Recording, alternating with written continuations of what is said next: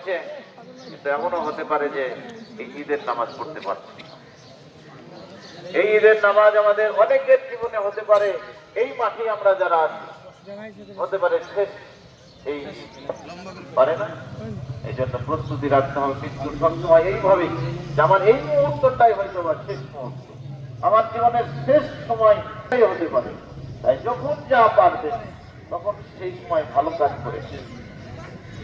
তাকবীর করি আল্লাহু আকবার, আল্লাহু আকবার, লা ইলাহা ইল্লাল্লাহ, আল্লাহু আকবার, আল্লাহু আকবার, ওয়ালিল্লাহি আল্লাহু আকবার, আল্লাহু আকবার, লা ইলাহা ইল্লাল্লাহ, আল্লাহু আকবার, আল্লাহু আকবার, ওয়ালিল্লাহিল হামদ, আল্লাহু আকবার, আল্লাহু আকবার, লা ইলাহা ইল্লাল্লাহ, আল্লাহু আকবার, আল্লাহু আকবার,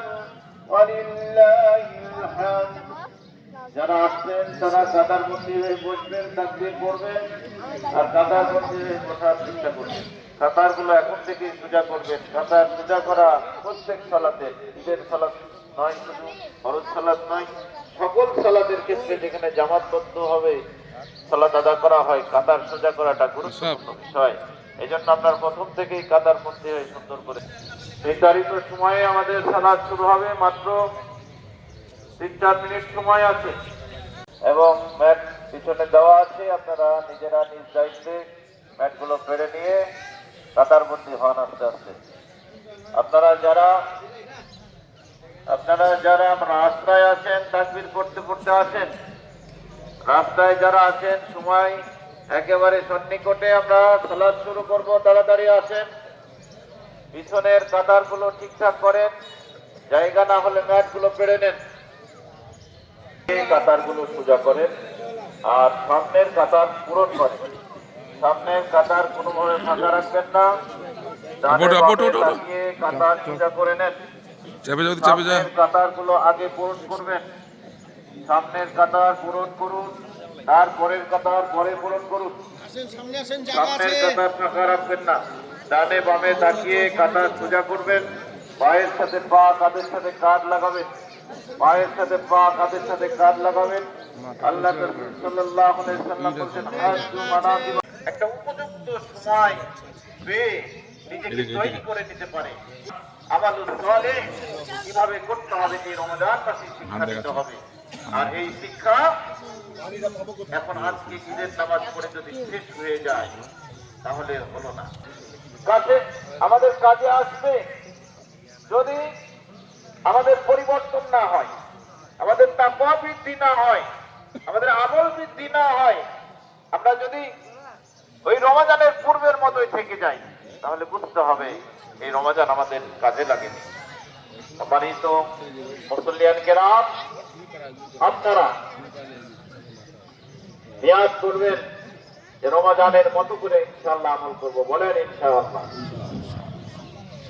আজকে ঈদের দিনে কিছু আমলের কথা বলি, খুব সংক্ষেপ, খুব বেশি খুতবা দেব না, আপনাদেরকে ধৈর্যচ্যুত করব না। একটু ধৈর্যের সাথে বসেন, অল্প সময়ের মধ্যে ছেড়ে দেব। সালাত আদা করা যেমন গুরুত্বপূর্ণ, ঠিক খুতবা শোনাও গুরুত্বপূর্ণ। খুতবা শুনে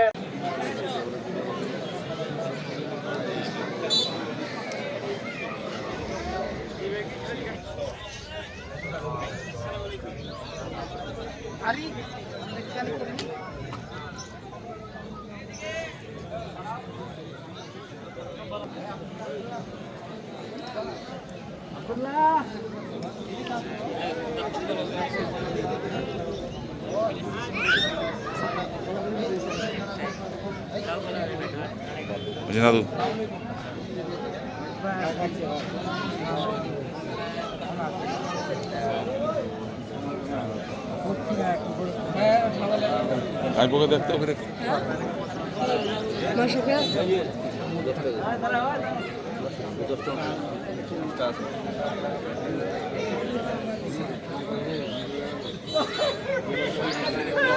ডবল টাকা নিয়েছে